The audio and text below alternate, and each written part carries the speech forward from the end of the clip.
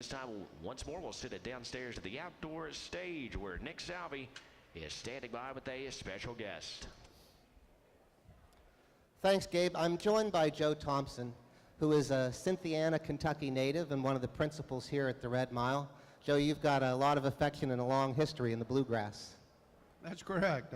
I went to Transylvania College right across the town here, and I grew up in a little town called Cynthiana, Kentucky that's about 30 minutes from here. So spent the early part of my life in this part of the country, and it's always been holds a special part in my heart, and I'm very loyal to it. So we actually have been coming down here for many, many years to sell horses and be part of the Red Mile.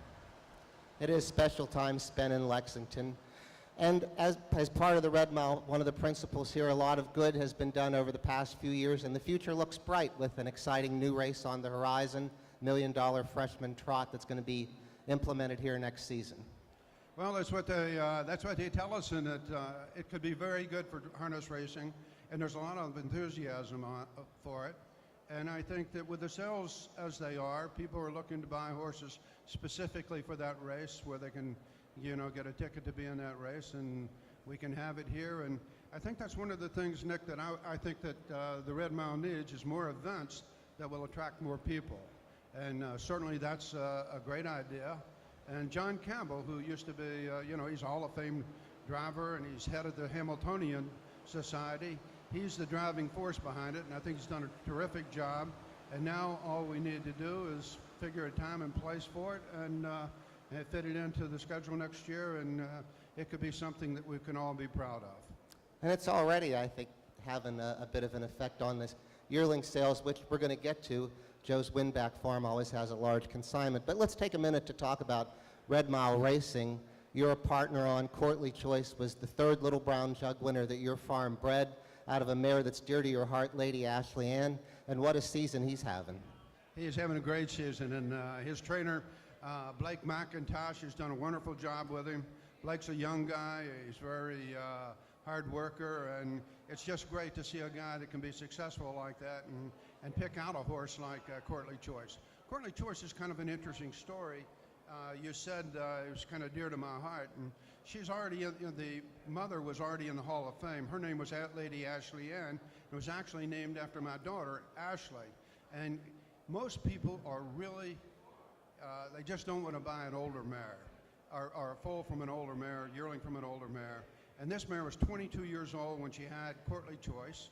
She died in the childbirth, so and the colt himself was raised on a nurse mare.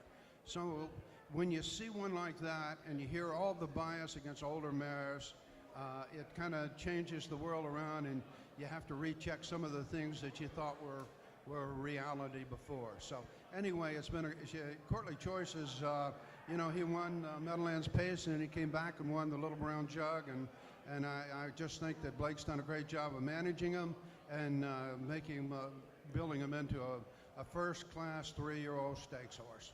He really has. He's an impressive colt. So let's get up the street at Fasig, Tipton, where the sales setting records again this year.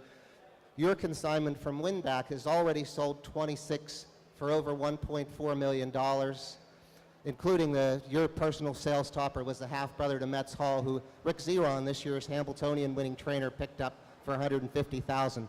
What are your observations so far about the sale? Observations about the sale. I think it's been, it's probably as good a sale as I've ever attended in standardbred business. And it just seems like there's no end to the people that are willing to step up to the plate and, pay for some of the top horses in the business. So it's been good. I hope it continues. I'm sure it will.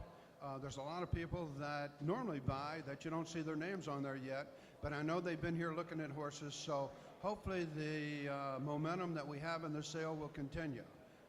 The horses that you see that have been sold in the first couple of nights, you normally think of them as the ones that will be in the Grand Circuit, and certainly we hope that all of them can get in the Grand Circuit that are sold through this sale. But I suspect that in the next 2 or 3 nights, what you're going to see is a lot of horses that are Ontario bred. That'll be, you'll see people from Canada buying a lot of them. You'll see New York bred selling a lot. And you'll start to see, some of the other states that have really good programs where people will start to be attracted to those horses and start to buy them as well. Joe, I like to say it's the most wonderful time of the year when we come for the 2 weeks here at the Red Mile and the yearling sales and all the hope that they bring for the future. I'd like to thank you personally for what you and the other principals have done here at the Red Mile to keep things not only going on but moving forward. And thanks for taking a couple minutes to talk with us today. I think it's, we thank you for us being able to talk about it, but I've got two partners that are just completely dedicated to the horse business. They've been in it for a long time, and I know where their heart is when it comes to racing horses, and you know, we all enjoy coming here this time of year, and when you get this kind of weather, there's probably no place better to see racing or be a part of it. And I know that George and Frank, who are my partners here, feel the same way. And I couldn't agree more. Joe, good luck at the races and at the sale. Thank you very much. Gabe, up to you.